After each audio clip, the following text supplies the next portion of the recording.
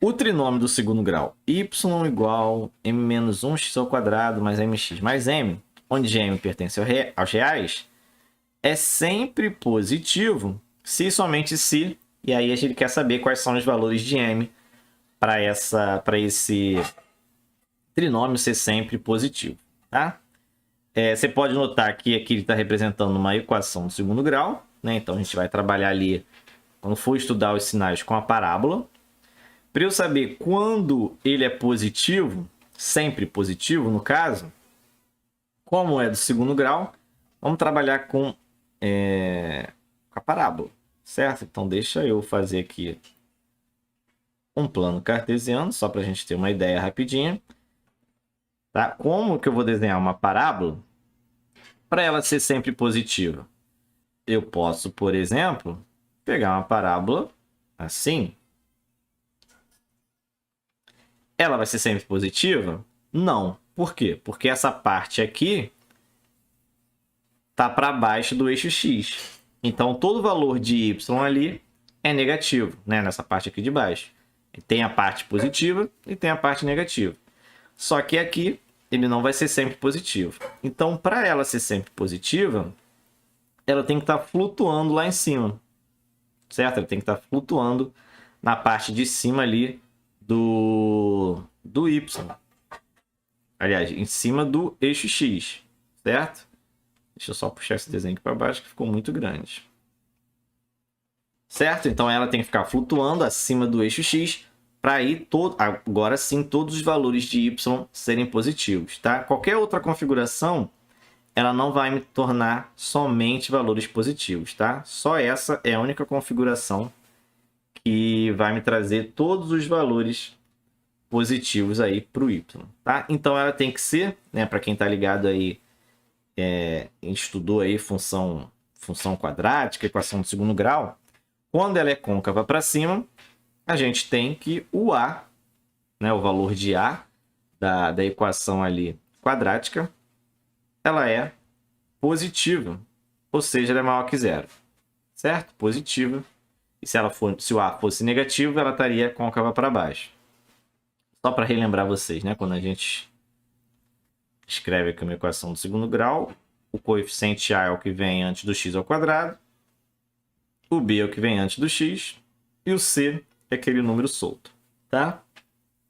Agora, uma outra coisa importante também, quando a gente estuda aí a parábola, quando ela está flutuando, ou seja, ela não corta o eixo x, né? Ela não vai ter raiz, não vai ter raiz real. E quando ela não tem raiz real, isso quer dizer que o delta, quando a gente começa a calcular ali a equação do segundo grau, ele é negativo. Certo? Ele é negativo. Bem, aí agora a gente vai ter que mesclar esses valores para descobrir quais são os valores que m pode assumir para que ela seja sempre positiva, né? Esse trinômio seja sempre positivo, tá? Vamos ver aqui quem são o a, o b e o c dessa equação. A gente tem que o a é m menos 1, certo? Que é o que vem antes ali do x ao quadrado. Então, o a é o m menos 1. Vou fazer um m melhor aqui. O b é o que vem antes do x, que no caso é o próprio m. E o c é o número solto, que no caso aqui também é m. Tá? Então, esses aqui são o a, o b e o c. Certo? Agora, quando ele fala que o a tem que ser positivo, né? Dado que ela é uma parábola côncava para cima, quem é o a? É o m menos 1. Então, aqui a gente já sabe que o m menos 1 tem que ser maior do que zero, que foi isso que a gente escreveu, o a maior que zero.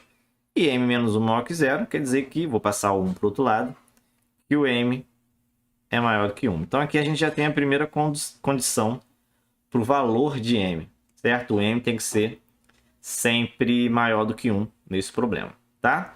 Agora a gente vai estudar a segunda parte, que é o delta negativo. O que vai acontecer aí? Delta, né, para quem não lembra, tem que saber aquela fórmula lá, né? Delta b ao quadrado menos 4ac. Então é esse aqui que a gente vai usar. Delta igual a b ao quadrado menos 4ac. Ok? Então, a gente vai fazer essas substituições aí. Então, delta igual a b ao quadrado. Quem é o b? É o m. Então, m ao quadrado. Menos 4 vezes o a. Quem é o a? M menos 1. Vezes o c. Quem é o c? É o m. Certo? Então, a gente fez as substituições do nosso problema aí. Então, para eu descobrir aí, para eu estudar o delta, o que eu vou fazer? Eu vou fazer distributiva, né? Então, o meu delta é igual a m ao quadrado menos 4m ao quadrado, certo? Esse m poderia passar para cá, vai dar 4m. E aí, vou até fazer isso aqui, ó. Vou deixar assim mesmo. E aqui o menos 4 com menos 1 vai dar mais 4 vezes m. 4m, certo? Então, aqui eu fiz a distributiva e depois multipliquei por m. Multipliquei aqui 4 por menos 1, depois multipliquei por m. Certo? Então, deu menos 4m ao quadrado e mais 4m. Ok? Então, a gente tem essa coisinha linda aí. Ainda não usei a condição de ser negativo, tá? Vou usar agora, ó. Então, vamos melhorar aqui mais um pouco. Esse m ao quadrado com menos 4m eu posso simplificar um pouquinho mais. Vai dar menos 3m ao quadrado mais 4m. Tá? Agora sim eu vou usar a condição que apareceu aqui. Isso tudo tem que ser negativo. Ou seja, tem que ser menor que zero. Certo? Tem que ser negativo, tem que ser menor que zero. Então, repara que essa parte aqui também deu uma equação do segundo grau. Né? O m está ao quadrado. Então, para eu descobrir quais são os valores que m tem que assumir para isso tudo aí dar negativo,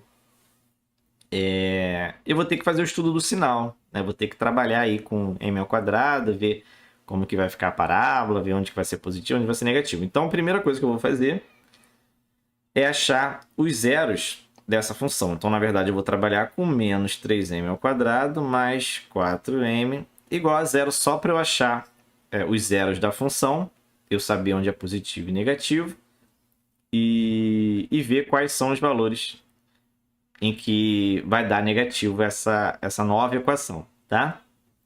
Como isso aqui é uma equação incompleta, o que eu posso fazer? Eu posso botar um m em evidência. Então, eu vou ter menos 3m mais 4, fecha parênteses, igual a zero.